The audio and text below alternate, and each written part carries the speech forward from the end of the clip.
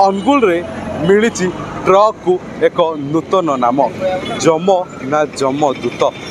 दर्शक बंधु यह आम कहूनु यह कहते स्थानीय बासिंदा जेमिति गत कालीर घटना आजिर घटना को देखी लोक मानक मनरे सृष्टि हो जाइछि भय। लोक माने घरू बाहरिया बेलू भी 100 थर भाविकी बाहर ठाकुर को मुंडियाटे मारुचंती कि ठाकुर आज मो दिनटा केमिति शुभ जाऊ। जेमिति गत कालीर जेमिति एक घटना आम देखा पाई कि माँ आउ छुआ उभय मृत्युवरण करते। एक ट्रक पछरू जाई बाड़े जो थे 3 जन बापा छुआ आउ माँ थिले। माँ छुआ मृत्युवरण करते आउ बापा गुरुतर अवस्था जिला मुख्य चिकित्सालय को भर्ती होते। से भली दर्शक बंधु आज एमती एक दुर्घटना देखा मिली अनुगुल प्रशांति होटेल निकटरे जोठे जड़े युवक निज काम क्षेत्र को जीवा बेले रास्ता क्रॉस करला बेले एक अजणा गाड़ी धक्का मृत्युवरण कले। से ही सब कथा को नहीं लोक मानक मनरे सृष्टि हो जाइछि एक भय। देखो आगुरी रास्ता खराब थिला बोले दुर्घटना होतला ये होतला लोक मृताहत होतले।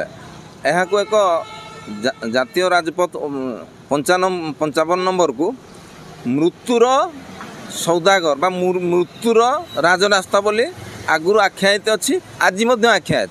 यही जो आज रास्ता भल होला पर जो एक्सीडेंट एथिपाई संपूर्ण रूपे आरटीओ डिपार्टमेंट एवं प्रशासनिक अधिकारी एवं अनभिज्ञ ड्राइवर माने एवं किछि मात्रा रे आमे माने मध्य संपूर्ण रूपे दायी। आरटीओ डिपार्टमेंट रो जो कार्य करवा कथा ड्राइवर के ड्राइविंग जानी कि नहीं ताकू डीएल कहीं इश्यू करा जाउची एवं गोटे गाड़ी रे आपण 2 व्हीलर देखंतु झियो माने मध्य गोटे स्कूटी रे 3 जण 4 जण बसी जाउचंदी ताकू धरुची किए ताकू देखुची किए एवं गाड़ी जो अत्यधिक साउंड प्रदूषण शब्द प्रदूषण करी जो टाइप रो चलाउचंती सेटा धरुची किए आरटीओ डिपार्टमेंट करूची कोन से दरमा नउचंती साधारण जनता टैक्स पैसा रु दरमा नउचंती किंतु निज पॉकेट गरम करने लांच खच मिछ नहीं बसी रोचंती कौन कार्य करूना। तेणुक आज दिन में जो एक्सीडेंट बा एक्सीडेंट जोन ब्लैक स्पॉट जोटा से हम्स करवा एवं किपर एक्सीडेंट न हो पार से प्रति साधारण जनता को सचेतन करवा एवं सचेतन कला परे एक्सीडेंट को किभली प्रतिरोध करा जाई पारिबो एक्सीडेंट न घटिबो सेथिपाई मध्य आरटीओ डिपार्टमेंट रो दायित्व किंतु से संपूर्ण रूपे निज दायित्व तुलाऊ नाहंती जेतिकी कार्य जेतिकी दरमा नउचंदी मध्य से तुलन में कौन कार्य करूना। से आज दिन में एक्सीडेंट गोटे पर गोटे मुंड गड़ी चलती। आगामी दिन में यही जदि घटे अनुगुल जनसाधारण एवं अनुगुल जिलावासी यार दृढ़ प्रतिवाद करेंगे एवं आरटीओ को राजरास्तार आंठाई आंठाई करी नेबे से प्रति आरटीओ डिपार्टमेंट सतर्क हो जाऊँ। देखो अनुगुल दुर्घटना जोड़ा आप कहते ये गोटे बर्तमान अनुगुल कॉमन प्रॉब्लम हो गला। बर्तमान घर लोकटे बाहर शांति से घरे पहुँची पारे कि ना शांति से घरे कहीपारूनी। विगत दिन मानक आम स्वेच्छासेवी संगठन मैंने गुड़ाए गणधारण बसईलु जातीय राजपथर स्थायी मरामती करने कि दुखर विषय आज पर्यंत जातीय राजपथर स्थायी मरामती हो पारना। गत काली आप देखिए नुहातटार जो सड़क दुर्घटना होता से बापा गुरुतर भाव में आहत होता बेले माँ और छोट पिलाटीर जीवन संपूर्ण भाव चली जाता। आज सकाळु प्रशांति होटेल लगे जगत सिंहपुर विक्रम बाबू बोली जड़े लोक जेएसपीएल कंपानी काम करते अकाल मृत्युवरण कर। तो कहिबार तात्पर्य है कि जेपर्यंत जातीय राजपथर स्थायी मरामती न होई दुर्घटना होउथबो। आउ मिलिथिबा सूचना अनुसार गत नवेम्बर मासरे केवल 15 ରୁ 17 मुंड अनुगुल जातीय राजपथ नेलानी। तो ये प्रशासन को चिंता प्रकट करने को आम जाहिर करुचु बाध्य करुचु जे जातीय राजपथर केमिति स्थायी मरामती हम आ लोक मैंने केमिति सुफल भाव आउ सम्मानजनक भाव घरे पहुँची पारे तार व्यवस्था से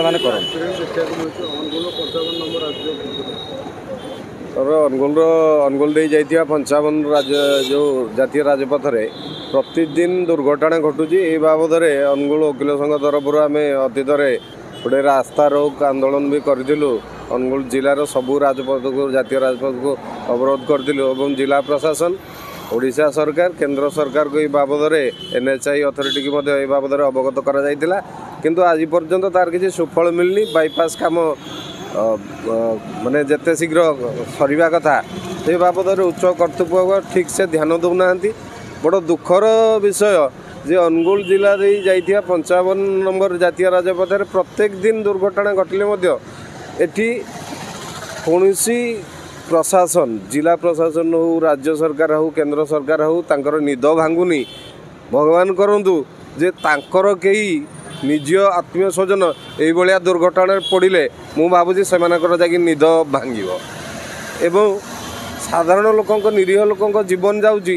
ଏ ବାବଦରେ ଆମେ NHI କର୍ତ୍ତୃପକ୍ଷଙ୍କ ନାଁରେ ଅନୁଗୁଳ ଓକିଲ ସଂଘ ତରଫରୁ ଅନୁଗୁଳର ବିଭିନ୍ନ ଥାନାରେ ଆମେ ଲିଖିତ ଅଭିଯୋଗ କରିଥିଲେ ମଧ୍ୟ ପୋଲିସ ପ୍ରଶାସନର ନିଦ ଭାଙ୍ଗୁନି ଯେ NHI କର୍ତ୍ତୃପକ୍ଷଙ୍କର ଦାୟିତ୍ୱ ପ୍ରତିଦିନ ଯେଉଁ ଜୀବନ ଯାଉଛି ଲୋକମାନଙ୍କର, ସେମାନଙ୍କର ଦାୟିତ୍ୱ ବୋଧେ ସରିଯାଇଛି ଭାବି କୁମ୍ଭକର୍ଣ୍ଣ ନିଦ୍ରାରେ ସେମାନେ ଶୋଇଛନ୍ତି।